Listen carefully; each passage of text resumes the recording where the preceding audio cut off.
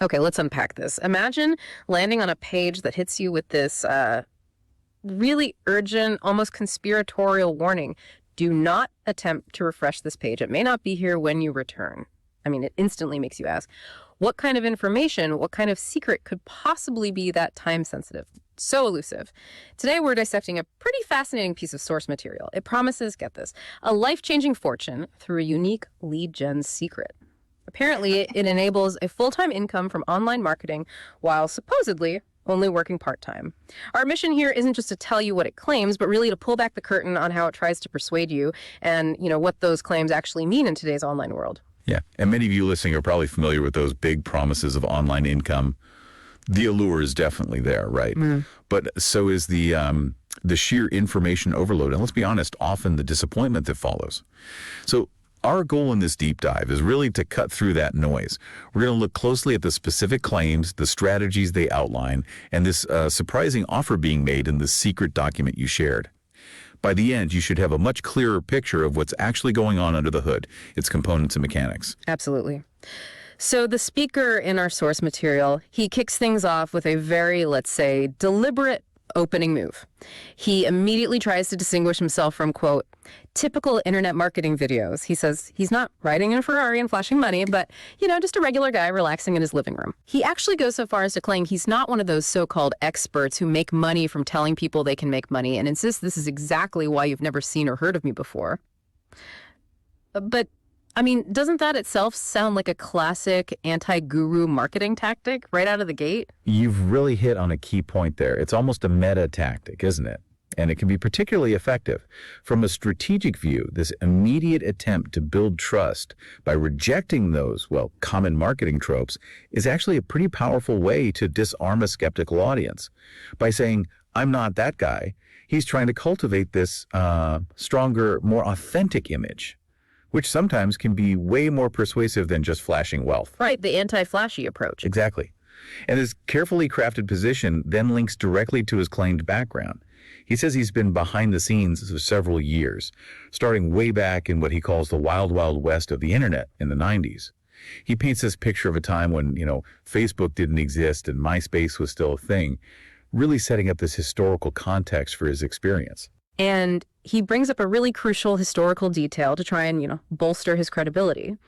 He emphasizes that because of some insider info from a Google source, he was apparently one of the first to start advertising using Google AdWords. That's quite a claim. Suggests privileged access, not just early adoption. Yeah, and putting this in a broader context, that period was groundbreaking. Google AdWords, when it first launched, it really did revolutionize online ads. And back then, it was a totally different game. The source claims that these early adopters, people like him, made fortunes. Returns of like 100, 200x for every dollar spent.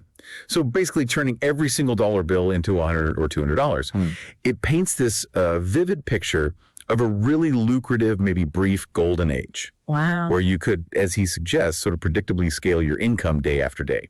Now, it's important to understand, while claims like that might have been true for a tiny few, this kind of historical framing is often used, to create nostalgia for an easier time, implying he holds the secret key to unlock similar results today, even though the competitive landscape is just drastically different. And he throws in a bit of self-effacing humor, too, saying, you didn't even need to be super smart to make money back then either. I sure wasn't.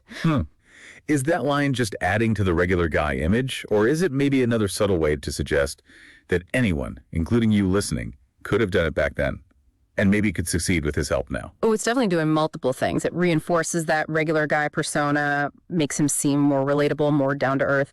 But you're right, it also subtly lowers the barrier. It implies the opportunity wasn't, and maybe still isn't, about being brilliant, but just about having the right information or the right system, which conveniently he's now offering. Okay, so after this nostalgic look back at the so-called golden age, he pivots pretty sharply to the dark side of that early internet boom. He describes how out came the scammers, these get-rich-quick wizards who, quote, sold their lifestyle and promised the world, yet failed to deliver any value. He expresses what sounds like genuine disgust for these dishonest people, even calls them digital snake oil peddlers.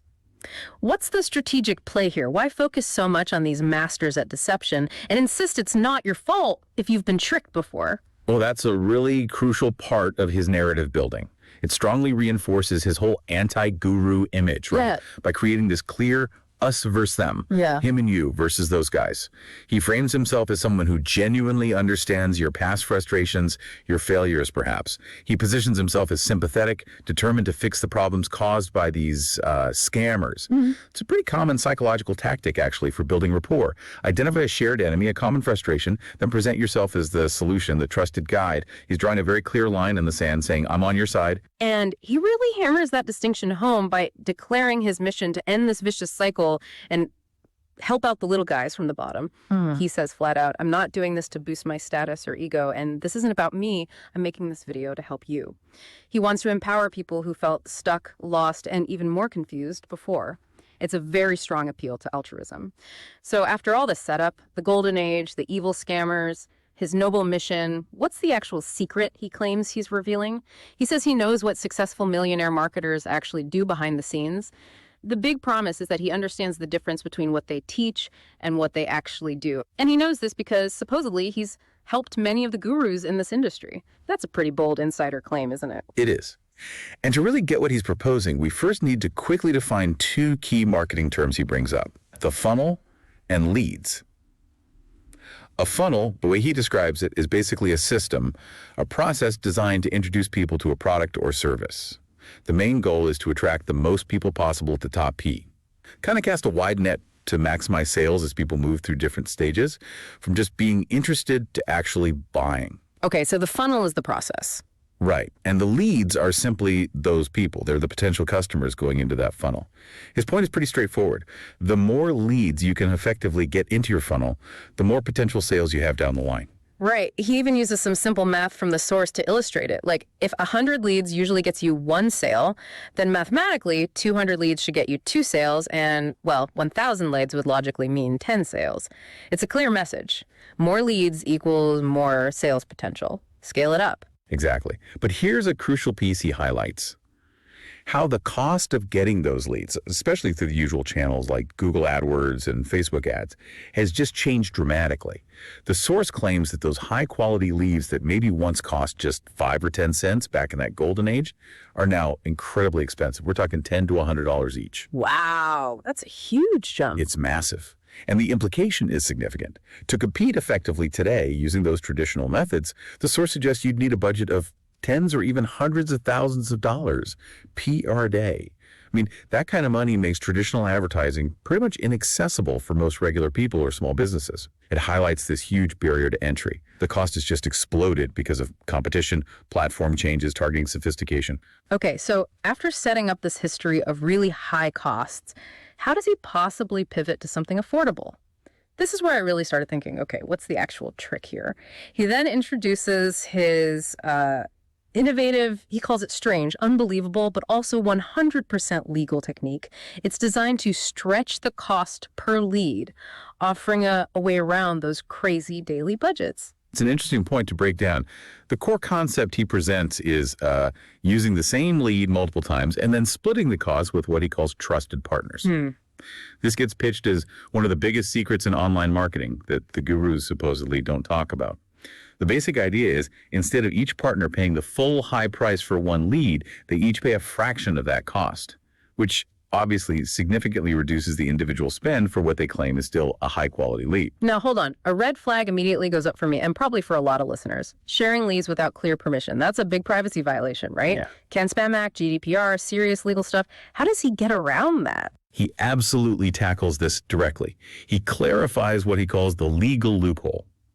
It's all about permission-based leads. He explains the mechanics. When someone new enters a funnel, they're apparently given an option, usually a small checkbox, to request more information. The checkbox often says something like, yes, send me promotions and updates. Okay, I've seen those. Right. The source claims millions of people check these boxes every day. They're essentially raising their hands, giving explicit, verifiable consent for future emails and offers. The key here, technically speaking, is that verifiable consent. Good systems will timestamp that checkbox, click and link it to the leads record, creating an audit trail for compliance. Okay, so for the marketer then, the benefit seems pretty clear. You're not doing the hard work, as he calls it, of finding leads from scratch anymore. Instead, you're partnering up to share these leads who've already said yes to more info. It definitely sounds like a much easier way in for someone wanting to start online marketing, doesn't it? It certainly portrays a much smoother path. He really emphasizes the supposed ease of implementation for this method. Says it takes no more than 20 minutes a day to send out offers. You just write an email and click send. He even says he feels good knowing he's sending info to leads who actually want to hear from me, and that people apparently thank me for sending them things to buy. Now, this paints a very rosy picture, right? A streamlined, efficient, even appreciated marketing process. While, sure, 20 minutes might be possible for a super basic operation, it's worth keeping in mind that effective, sustained marketing usually takes a bit more ongoing effort, analysis, and tweaking than that. Yeah, that 20 minutes a day sounds almost too good to be true. But it's a compelling story he's building. So after all this lead up, what's the actual offer he's making directly to you, the listener or reader? He shifts into a direct offer. I want to give you 100 of my leads daily. He frames his motivation as, wanting to give back, wanting to see others succeed, now that he's personally been fortunate enough to profit from leads for years. Yeah, and the key observation here is, despite that altruistic framing, there's always a catch, right? And there's definitely a good dose of scarcity woven into this offer. The source is clear. It's a limited time opportunity. He goes on to explain that his friends in his private network were supposedly highly protective of their gold mine, and it took a lot of convincing to get them to agree to share. This whole narrative just served to heighten the perceived value and the urgency of the offer. Makes it sound really exclusive, like something you absolutely shouldn't miss out on. Classic urgency marketing. Okay, so if you do manage to snag this limited time deal, what exactly are you getting? He lists the specifics. 100 hand-selected leads delivered daily. They include first name, last name, email, IP address, and the date they were acquired. And crucially, he says these leads are all interested in business opportunity and internet marketing. Meaning, as he points out, they're likely similar to you if you're the one reading his page, which should make writing relevant emails much easier. Right, and the offer then details 2 ways to get these leads. Option 1, download them in a spreadsheet. You can then upload them to your own email system, giving you full control. Or, and this is where the convenience angle gets pushed hard, you can use their done-for-you mailing system. Okay. This system, supposedly designed by their tech team, is pitched as super easy to use. You just log in, send your emails, and you're done for the day in 20 minutes, even if you're, quote, a non-tech guy. This caters directly to that desire for simplicity, for minimal effort, which is a really common hook in these kinds of offers. Okay, now for the big question that always comes up with promises like this. What's the catch? What's the cost? He addresses the small investment required, but first, he contrasts it dramatically with the high cost of getting leads the traditional way. He calculates that at an average of $55 per lead, which total, he says, $5,500 per day, or a mind-boggling $165,000 per month. He really emphasizes that this is completely out of reach for the average person. It's a very effective setup, right? Sets expectations for a really high price, making whatever comes next seem incredibly cheap by comparison. Exactly. And then comes the dramatic price reveal. He says it's much less than $30,000, $10,000, or even $1,000. Specifically, it comes down to a one-time setup fee of $30 plus $1 a day, which you pay upfront for the first 30 days. So that's another $30. So $60 total to start. After that first month, it's just $1 a day, $30 a month to continue your membership and keep getting those 100 daily leads. This pricing strategy positions the cost as incredibly accessible, almost trivial, especially when you put it next to those massive traditional advertising figures he just threw out. Creates a huge contrast in perceived value. And to just add a little more credibility, the source throws in some positive testimonials from a handful of random people. There's someone named Kim and another unnamed person, both apparently praising the results they got using the service. Right. And finally, tying it all back together, those urgency and scarcity tactics we saw throughout the source, they're hammered home again, right in the offer itself. You get warnings like, this page may be gone when you return, mentions of a surge of new members, and a clear statement that there's a limit on how many people they actually want to share these leads with. It's all very carefully designed to create that FOMO fear of missing out and push you towards immediate action. It completes the whole persuasive loop. So to kind of wrap up this deep dive, what we've looked at is a very specific approach to online lead generation. It leverages what's presented as permission-based lead sharing combined with a cost-splitting model.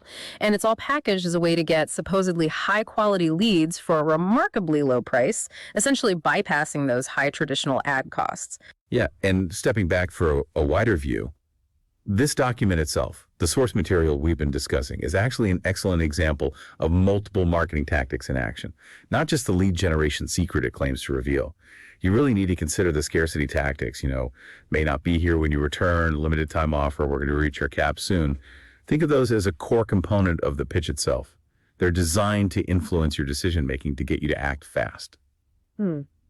That raises, I think, an important question for you, the listener, to chew on. Beyond just the specific offer of leads, how does understanding the mechanics of permission, that little checkbox you click all the time, how does that maybe reshape your perspective on digital marketing, both as a consumer interacting with these systems and maybe as someone interested in online opportunities yourself? Yeah, think about the practical implications of this permission-based marketing idea. While it's structured to be legally compliant, what does it really mean when your explicit consent to get more information actually leads to your data? Or maybe just the opportunity for others to market to you, being shared and leveraged by potentially multiple partners. What does that shift really mean for how your information flows and gets used online? And maybe what's the value exchange you feel you're actually getting in return for granting that permission? Something to think about.